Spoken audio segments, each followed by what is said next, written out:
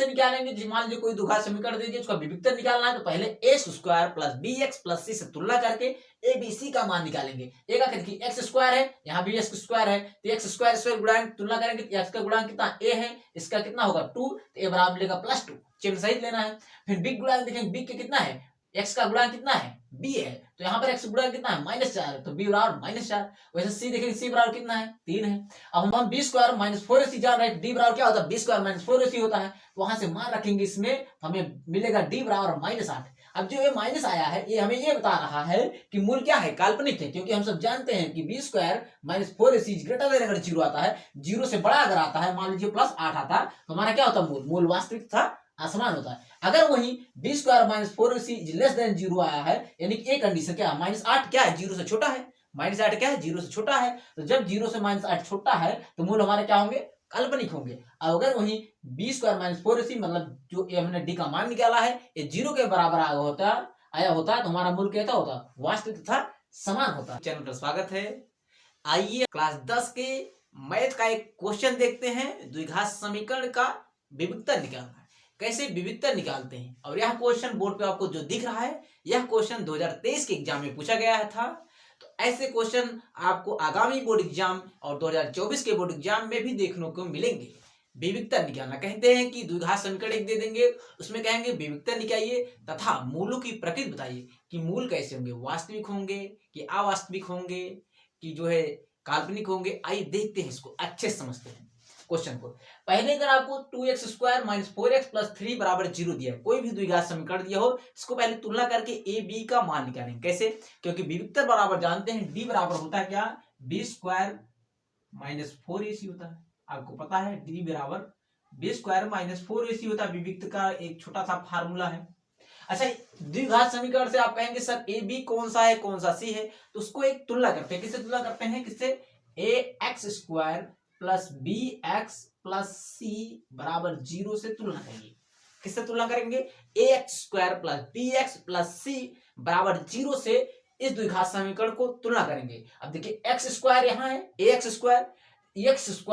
Square cancel out, तो ए बचा कितना 2, गुणांक की तुलना करिए, एक्स स्क्वायर का गुणांक कितना है ए है, तो ए लिख लेंगे बराबर, इस समीकरण में देखेंगे एक्स स्क्वायर का गुणांक कौन सा है 2 है, तो बराबर 2 लिख देंगे। अगर प्लस है तो प्लस लगाएंगे, क्योंकि चिन्ह सहित लेना तो प्लस प्लस लगाएंगे। ठीक है, तो हमें ए बराबर मिला कितना +2।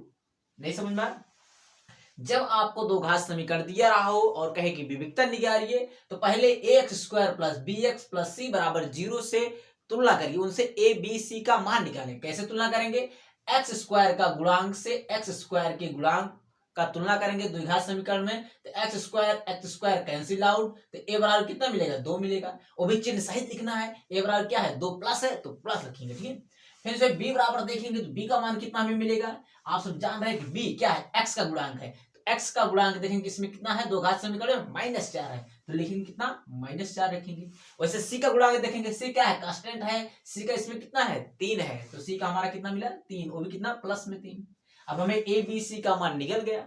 अब पहले विविक्तर निकालेंगे, विविक्तर मान निकालने के बाद देखते हैं कि वह जो मान आता है प्लस आता है कि निगेटिव आता है, वहां से हमें या 0 आता है, वहां से हमें पता चलेगा कि मूल कैसे हैं। ठीक है, तो आइए विविक्तर निकालते हैं, किस फार्मूले से, इसी फार्मूले से। इसी में आप ए बी सी का मान जो इस समीकरण से तुलना करके निकाले हैं उसको रख दीजिए। तो रखेंगे बी का मान कितना -4 है, तो लिखेंगे -4 का वर्ग, ये होगा डी बराबर -4 का वर्ग -4 ए का मान कितना है, ए का मान कितना 2 है, हमने यहां से तुलना करके निकाला है, ए का मान 2 रखेंगे, इंटू सी का मान कितना है +3 है, +3 रखेंगे। अब हल करेंगे तो -4 का वर्ग करेंगे तो माइनस माइनस क्या होगा प्लस हो जाएगा, और 4 का वर्ग करेंगे 4 चौके 16 हो जाएगा।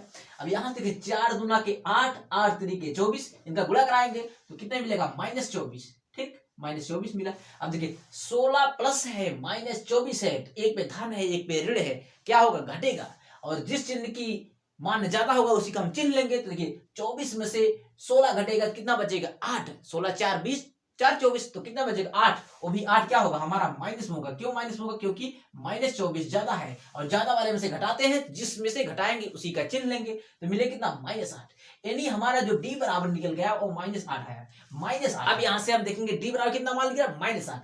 जब हमारा डी बराबर -8 निकला तो हम इसका मूल की प्रकृति कैसे जान पाएंगे? इन तीनों कंडीशन से। कैसे कंडीशन क्या क्या है कि जब B square minus 4ac is greater than 0, जो हमने मान निकाला डी का, अगर यही डी का मान जीरो से बड़ा है, मान लीजिए यही मान जो हमारा अगर 8 निकल जाता, क्या निकलता, +8 अगर निकल जाता थोड़ी देर के लिए, तो हमारा कैसा मूल होता, वास्तविक था असमान। कैसे? B square minus 4ac greater than 0, या क्या है, 0 से बड़ा है, greater than 0, 8 is greater than 0, लेकिन हमारा मान कितना लिख रहा है, -8 निकला, यानी कि B square minus 4ac less than 0, क्या है, यह 0 से -8 क्या है, 0 से छोटा है, -8 क्या है, 0 से छोटा है, तो हमारा मूल कैसा होगा, मूल काल्पनिक होगा। कैसा होगा मूल? मूल का होगा काल्पनिक, तो मूल हमारा क्या होगा, काल्पनिक, क्या होगा, काल्पनिक होगा। फिर से एक बार देखते हैं, और अगर यही बी स्क्वायर माइनस 4ac बराबर 0 आ जाए, अगर मान लीजिए 0 बराबर 0 हो जाए, तो हमारा मूल कैसा होगा, वास्तविक होगा तथा समान होगा। फिर से एक बार देखते हैं, विविक्तर कैसे निकालेंगे? मान लीजिए कोई दुघात समीकरण दीजिए, उसका विविक्तर निकालना है, तो पहले a square plus b x plus c से तुलना करके ए बी सी का मान निकालेंगे। एक आखिर की एक्स स्क्वायर है, यहाँ भी एक्स स्क्वायर है, तो एक्स स्क्वायर स्क्वायर गुणांक तुलना करेंगे, तो एक्स का गुणांक कितना, ए है, इसका कितना होगा 2, तो ए बराबर लेगा +2, चिन्ह सहित लेना है। फिर बी गुणांक देखेंगे, बी के कितना है, एक्स का गुणांक कितना है, बी है, तो यहाँ पर एक्स गुणांक कितना है, -4, तो बी बराबर -4। वैसे सी देखेंगे, सी बराबर कितना है, 3 है। अब हम बी स्क्वायर माइनस 4ac बराबर बी स्क्वायर माइनस 4ac जान रहे हैं, डी बराबर क्या होता है, बी स्क्वायर माइनस 4ac होता है, तो वहां से मान रखेंगे, इसमें हमें मिलेगा डी बराबर -8। अब जो ये माइनस आया है, ये हमें ये बता रहा है कि मूल क्या है, काल्पनिक है, क्योंकि हम सब जानते हैं कि B square minus 4ac greater than अगर 0 आता है, 0 से बड़ा अगर आता है, मान लीजिए +8 आता, तो हमारा क्या होता है, मूल वास्तविक था असमान होता है। अगर वही B square minus 4ac less than 0 आया है, यानी कि एक कंडीशन क्या है, -8 क्या है, 0 से छोटा है, -8 क्या है, 0 से छोटा है, तो जब 0 से -8 छोटा है, तो मूल हमारे क्या होंगे, काल्पनिक होंगे। अगर वही बी स्क्वायर माइनस 4ac मतलब जो हमने डी का मान निकाला है, ये 0 के बराबर आया होता, तो हमारा मूल कैसा होता, वास्तविक तथा समान होता है। तो अगर आपको नहीं समझ में आया कहीं पर भी, तो एक बार वीडियो को जरूर दोबारा देखिएगा। एग्जाम देने से पहले ऐसे क्वेश्चन को जरूर देख के जाइए, क्योंकि एग्जाम में ऐसे ही क्वेश्चन आपको देखने को मिलेंगे। आप पीबीए से हल कर रहे होंगे, तो उसमें भी आपको मूलों की प्रकृति और विविक्तर मान निकालना देता है, जो कि बहुत इजी होते हैं, और 4 नंबर में क्वेश्चन पूछते हैं। क्या था इसमें, कुछ नहीं था। तो आप 1-2 बार समझेंगे अच्छे से, तो आपको पक्का समझ में आ जाएगा। तो चलिए, आपका एग्जाम अच्छा जाए, हमारी तरफ से आप सबको यही शुभकामनाएं हैं। ऑल द बेस्ट, थैंक्स, धन्यवाद।